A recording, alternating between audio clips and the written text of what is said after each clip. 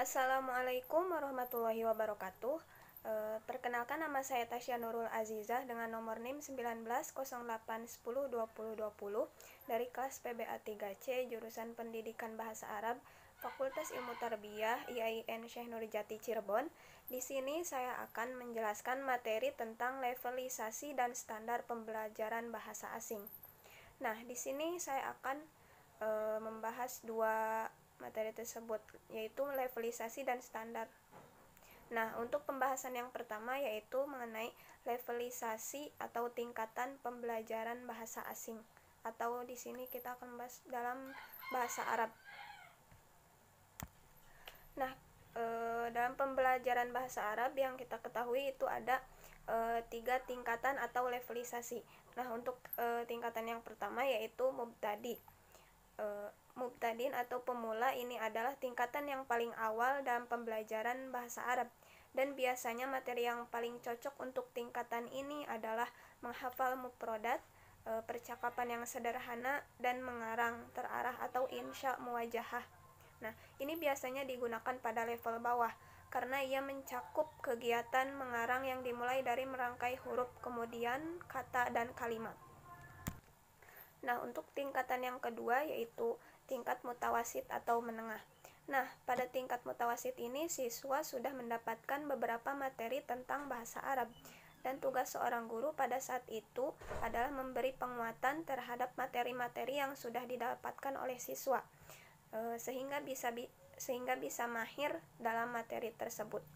Nah, untuk tingkatan yang ketiga yaitu mutaqaddim atau tingkat yang sudah mahir gitu. Pada tingkatan ini siswa sudah mulai mahir terhadap materi-materi berbahasa Arab, dan materi yang sesuai bagi siswa yang sudah pada tingkatan ini adalah mengarang bebas atau insya hur. Ini biasanya digunakan pada level tingkat tinggi karena di situ keterampilan, kreativitas, dan dari seorang penulis sangat diandalkan. Seperti itu.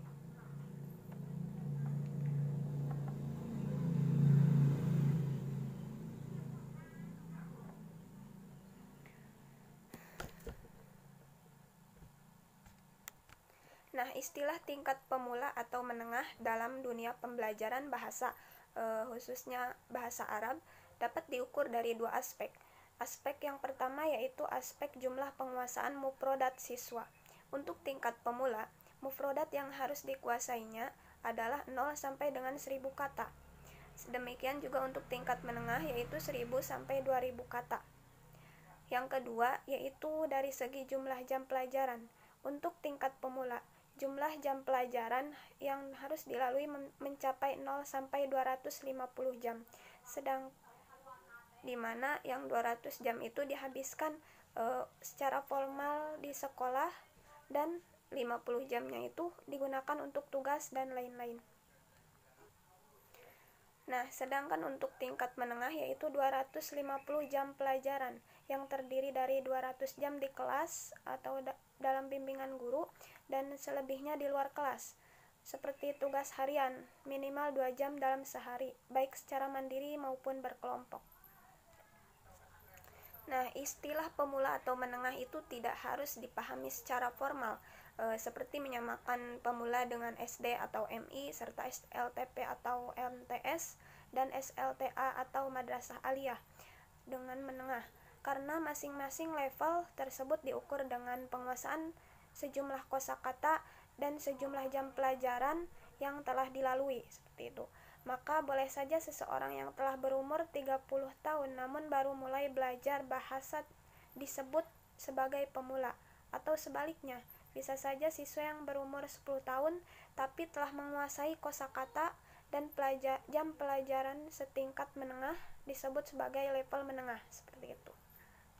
Nah, untuk pembahasan yang kedua yaitu tentang standar pembelajaran bahasa asing. Nah, di sini standarisasi kompetensi bahasa Arab idealnya diorientasikan kepada penguasaan atau ijadah wa itqan. 4 keterampilan berbahasa atau maharoh lugawiyah, yaitu yang pertama menyimak atau al-istima, yang kedua berbicara atau kalam, yang ketiga membaca atau al-qiraah, Dan yang keempat yaitu menulis atau kitabah.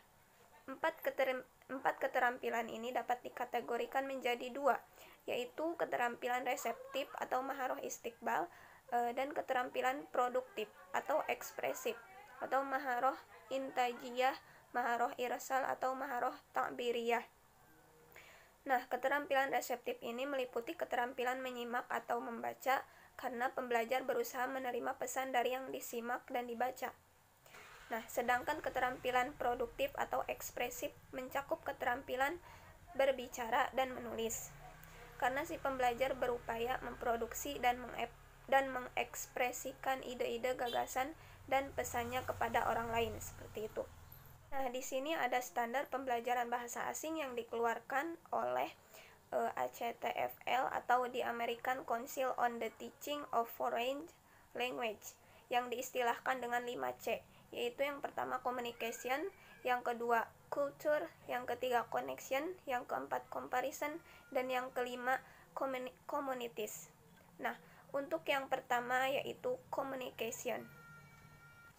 Nah, standar komunikasi ini menggarisbawahi bahwa penggunaan bahasa digunakan untuk berkomunikasi dalam situasi yang sebenarnya atau the real situation.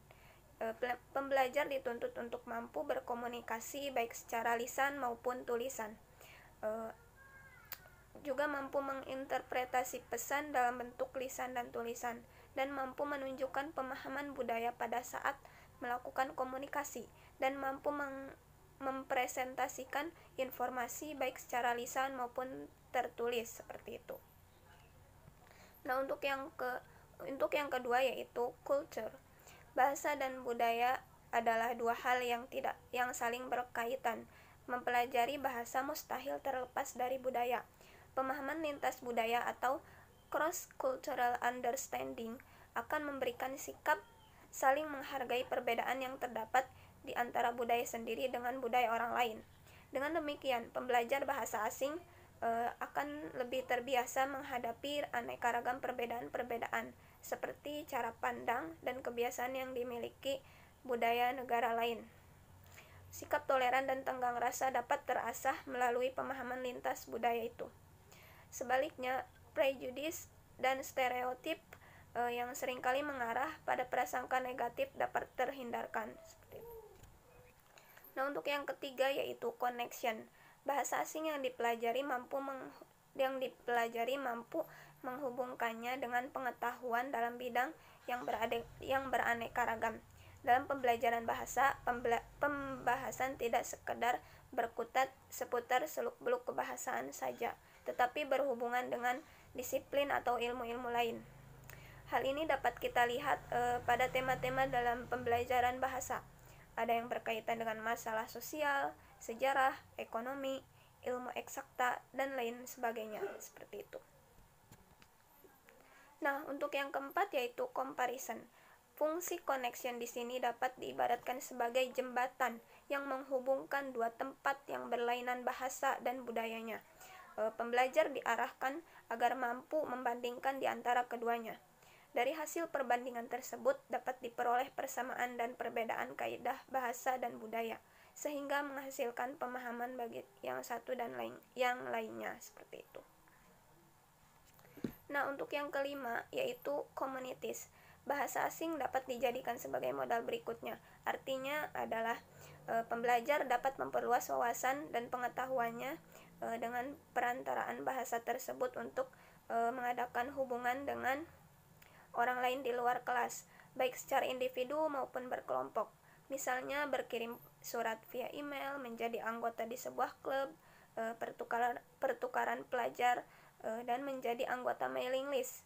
Standar ini identik dengan belajar sepanjang hayat atau lifelong learning. Nah, sekian yang dapat saya sampaikan, kurang lebihnya mohon maaf. Ditutup, wabillahi taufik wal hidayah. Wassalamualaikum warahmatullahi wabarakatuh.